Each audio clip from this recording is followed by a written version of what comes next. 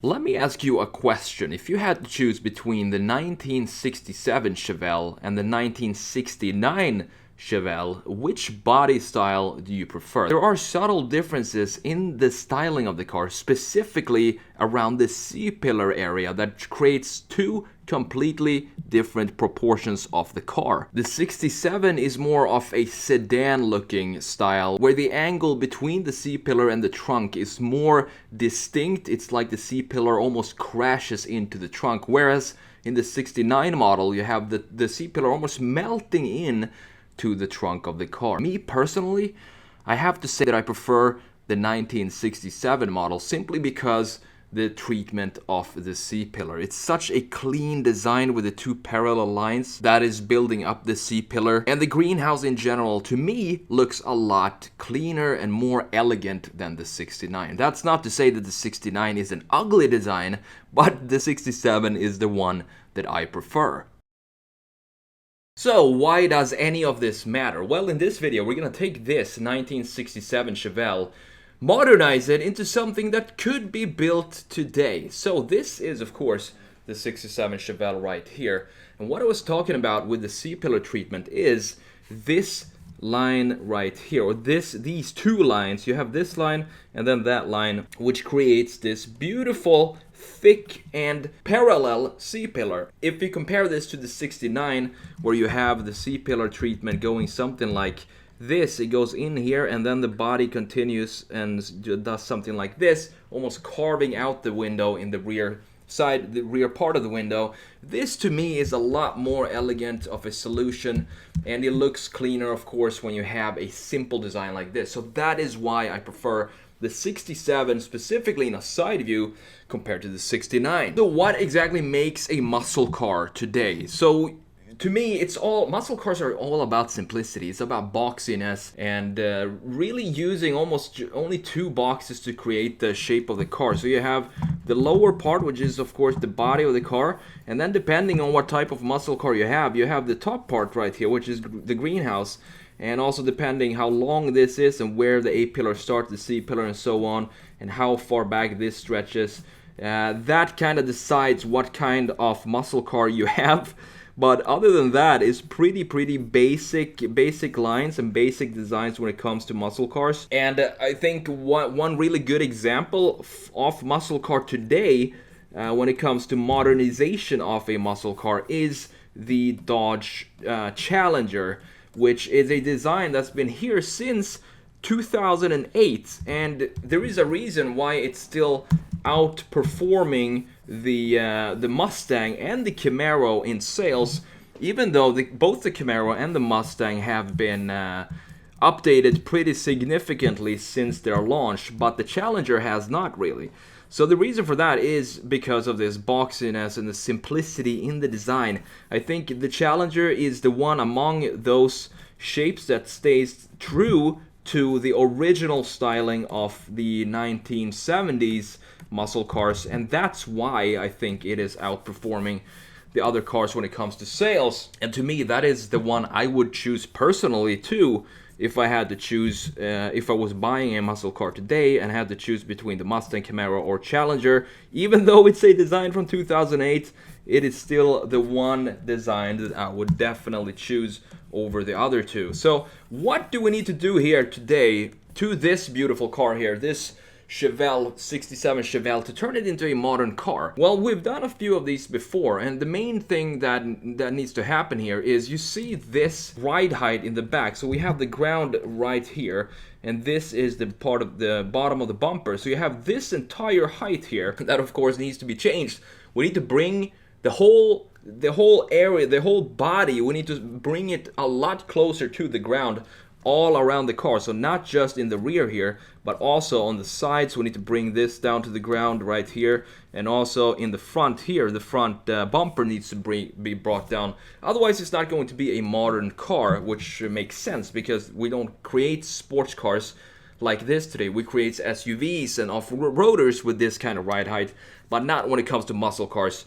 So how do we do that without ruining the shape of the car and making it look overweight and fat? So what I want to do is I want to keep this horizontal graphic in the back here, and I want to keep this boxiness in the rear. I'm only gonna bring it down here, so stretch the whole body down, but we can play around with graphics. This is where the magic of graphic design comes in. So what we can do is we can stay to this line right here with the body color, and everything that goes underneath this line, we can still push the body down, but we can make this part black.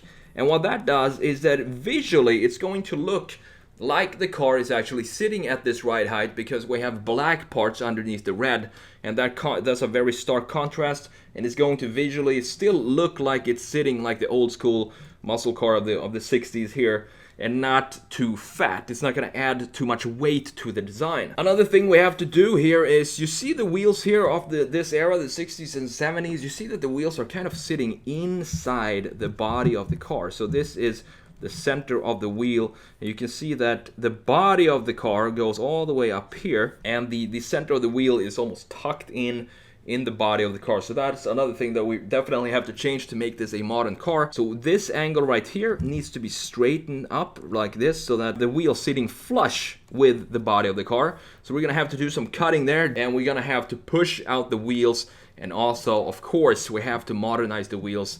Not sure what kind of wheels we're gonna put on this yet, but I want to have it be maybe some Foos wheels or some American racing wheels. They always suit these types of modernizations and redesigns that we're doing today. Another thing we have to do is of course remove the trim, the chrome trim pieces that goes all around the car.